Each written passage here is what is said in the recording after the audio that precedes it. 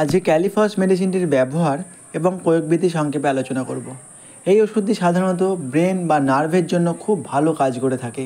তাই যারা দীর্ঘদিন ধরে ব্রেন অথবা নার্ভের সমস্যায় জর্জরিত তারা এই ওষুধটি খুব সহজেই ব্যবহার করে ভালো রেজাল্ট পেতে পারেন।